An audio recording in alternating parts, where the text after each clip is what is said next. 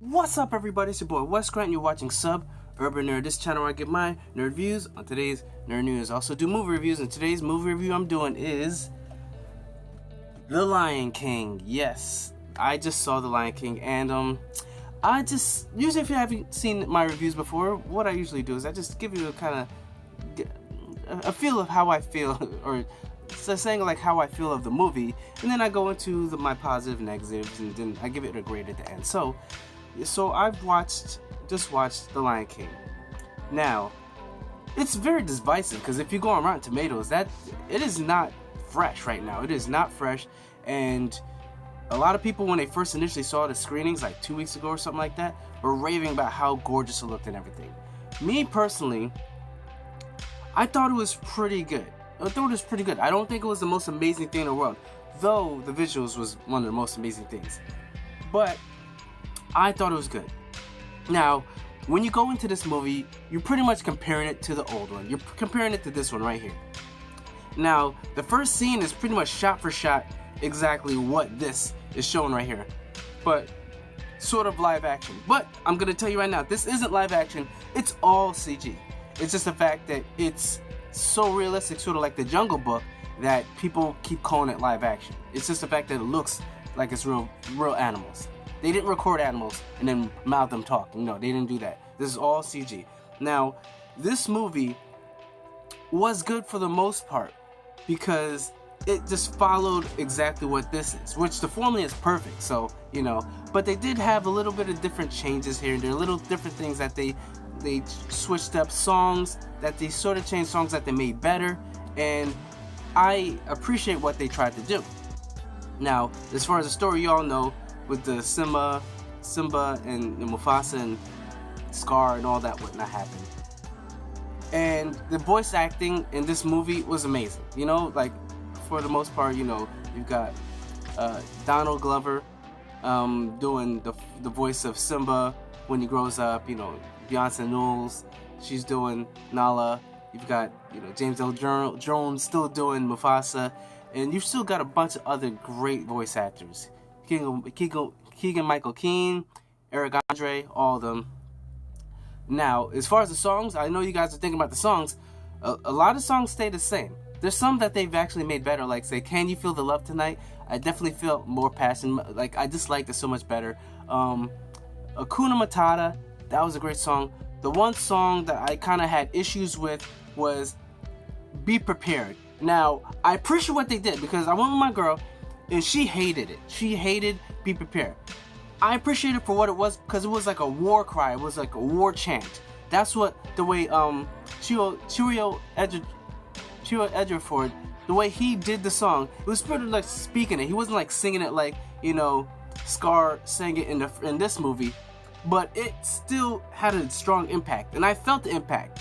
Though, like I said, I do kind of wish they kind of kept it the same and kind of tried to do both, like have it real strong, but still have the song Be Prepared. But they didn't do that. It was shorter. It was more like a chant. Be prepared. Be prepared. Be prepared. Be prepared. And I felt like riled up.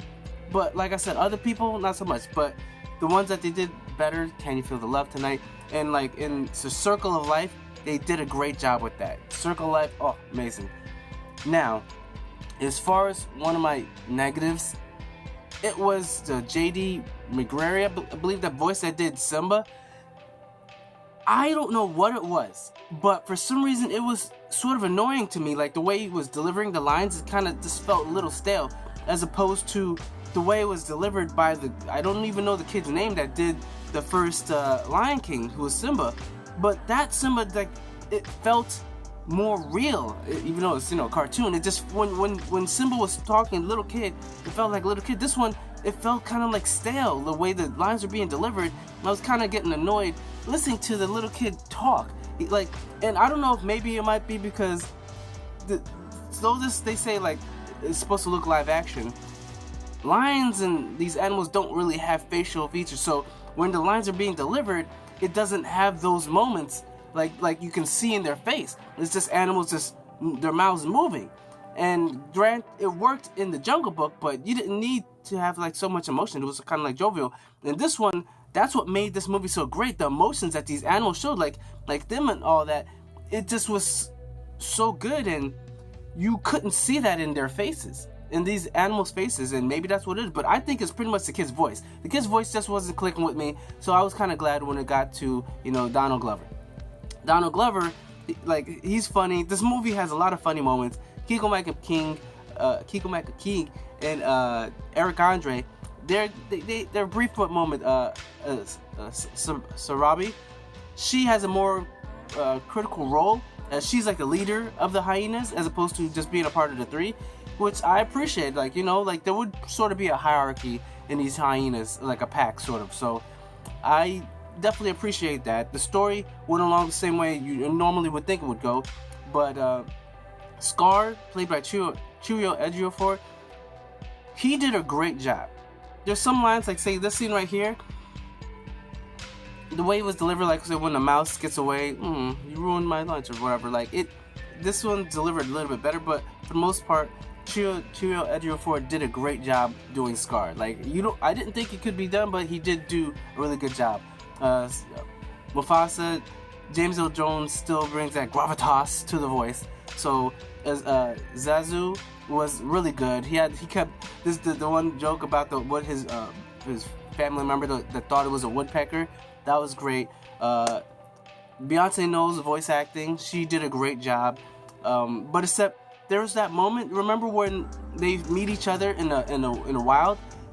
It's kind of like more quick and abrupt. Like there's a moment where in the cartoon or in this where like he gets put down, and then he's like Nala, and then it takes her a while for her to click, and he's just like Simba, you know. But in this, it's like really quick, like Nala, Simba, like, you know what I'm saying? Like it was really abrupt, and I just and they did better jobs as far as showing emotion in a cartoon. Like that moment when the stampede is coming and it zooms in on Simba's face, where you just felt like the chill.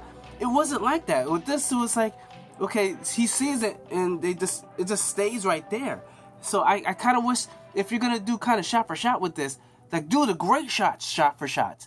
But they took liberties to do, you know, with their own little thing. So I give them props for that. But at the same time, I'm taking some negatives because there's simple things that they could have did that would have made the scenes a lot more impactful. Because like I said, you can't see the emotions in the face. When Simba sees it coming up, he opens his mouth and then it zooms in on him. So it's like, you're like, oh shit, like that's what you're thinking, even as a little kid.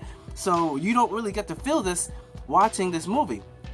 So I understand where the criticisms, a lot of these critics are going with these movies, but at the same time, I appreciate, because the achievement that they did with this movie looks gorgeous. And they say there's not even one scene, there's one shot that's real. And I think it might be, like, quote me, but I think it might be after Mufasa talks to Simba in the sky, and then it goes away into the clouds, and then there's the mountains in the background, and they see the lion. I think that one shot might be the real thing. This scene right here, when he's talking to Simba, it's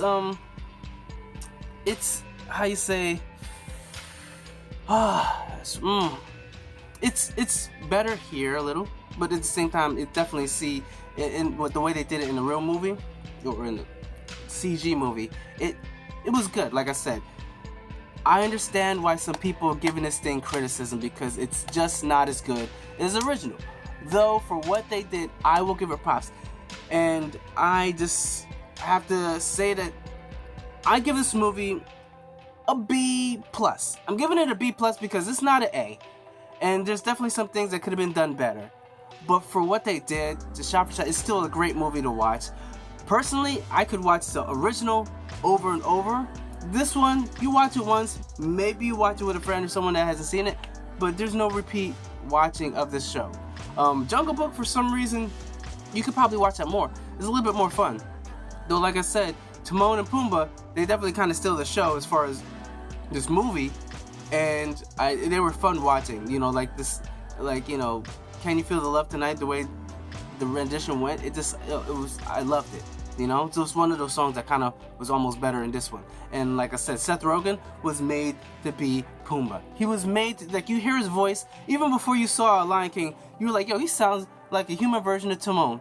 I mean, it's Pumbaa. So I give him props on that. But that's pretty much my review for this thing. If you guys feel the same way I feel, just remember, comment down below, like this video, tell everybody, share this thing, because I thought this movie was good, but definitely could have been better. And I don't think it's perfect, but I'd still say watch it, you know, with your kids and everything. So remember to subscribe, check out my last movie review, check out my playlist of movie reviews. Remember, I'm Wes Grant, you've been watching Sub Urban Nerd, and you've just been nerdified. Catch you guys on the next review.